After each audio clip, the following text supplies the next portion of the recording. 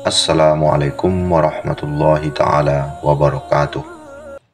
Alhamdulillahi rabbil alamin. Assalatu wassalamu ala asyrafil anbiya'i wal mursalin Sayyidina Muhammadin wa ala alihi wa sahbihi ajmain. Selamat berjumpa kembali dengan Raw Studio Channel. Semoga sahabat Raw Studio selalu dalam lindungan Allah Subhanahu wa ta'ala. Amin ya rabbal alamin. Dalam video kali ini, kita akan membahas salah satu kisah yang sangat menarik, yakni pengembaraan seorang penjelajah muslim yang bernama Ibnu Batutah. Ibnu Batutah atau lebih dikenal sebagai Ibnu Battuta adalah seorang penjelajah dan pengembara muslim dari abad ke-14. Ia berasal dari Maroko.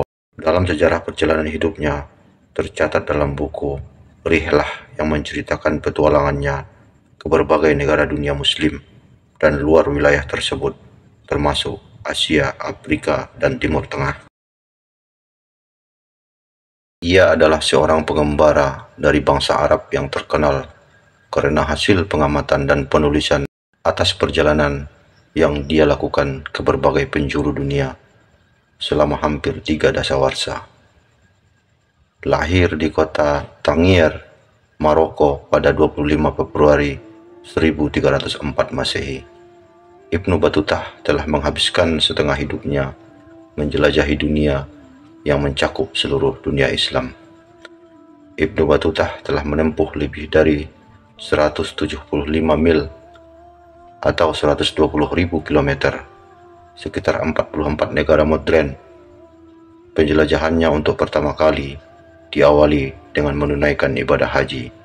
Setelah itu, ia masih sangat muda dan berusia 21 tahun.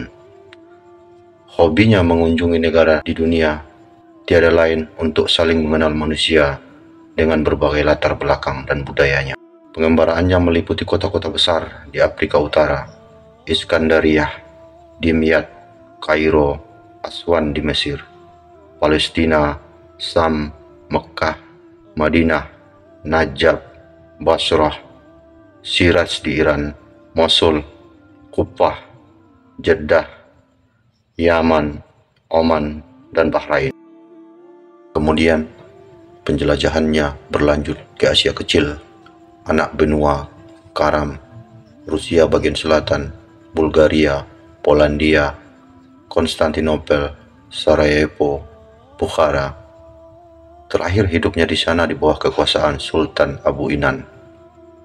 Anehnya, Ibnu Batutah tidak meninggalkan karya sastra apapun, bahkan tidak menulis catatan perjalanannya secara teratur. Dia hanya menceritakan kisah perjalanannya kepada orang lain.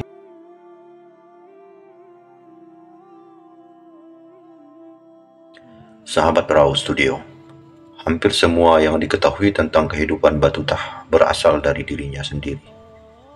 Meskipun ia mengklaim bahwa hal-hal yang diceritakan adalah apa yang dia lihat atau dialami, kita tidak bisa mengetahui kebenaran dari cerita tersebut.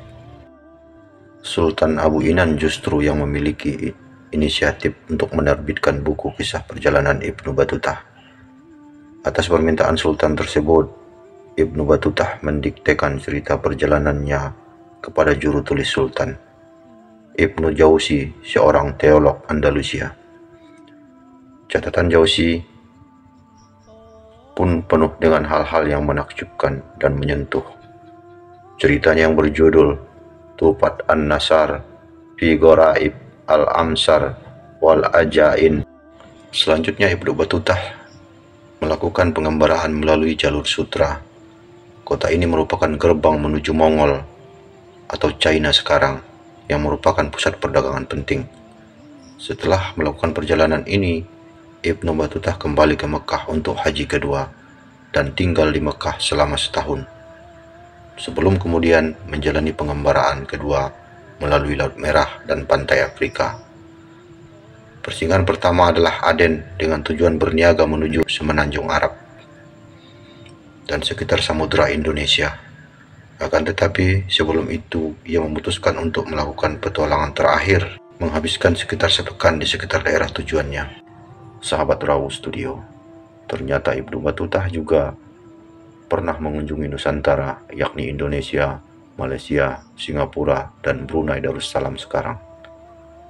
Berikut catatan Ibnu Battuta tentang Nusantara. Dalam catatan Ibnu Battuta, ia mengatakan, ketika ia mengunjungi kerajaan Samudra Pasai, Aceh sekarang, ia terkagum dengan keindahan kota itu.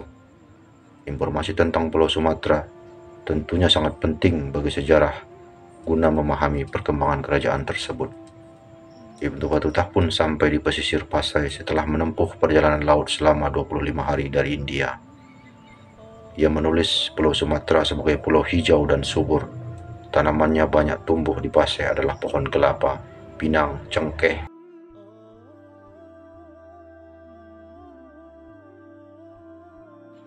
Sahabat Raw Studio, setelah kunjungannya di Aceh, Ibnu Battuta dan rombongan melanjutkan perjalanan ke Kanton lewat jalur Malaysia dan Kamboja. Setibanya di Cina, Ibnu Battuta terus berpetualang ke Peking, lalu menuju Calicut dan melanjutkan perjalanan ke Iran, Irak, Suriah, dan Mesir. Kemudian ia kembali menunaikan haji di Mekah. Setelah ibadah hajinya yang terakhir, Ibnu Battuta kembali pulang ke kampung halamannya pada tahun 1369 dengan usia 65 tahun. Ibnu Battuta pun meninggal dunia. Sahabat Raw Studio, kisah hidup Ibnu Battuta menjadi inspirasi bagi banyak orang untuk menjelajahi dunia dan memahami keragaman budaya yang ada di tempat tersebut. Perjalanan panjangnya, ketertarikan terhadap pengetahuan, dan semangat petualangan menjadikan Ibnu Battuta sebagai salah satu tokoh yang paling dihormati dalam sejarah penjelajahan dan penulis perjalanan. Wallahu a'lam bishawab.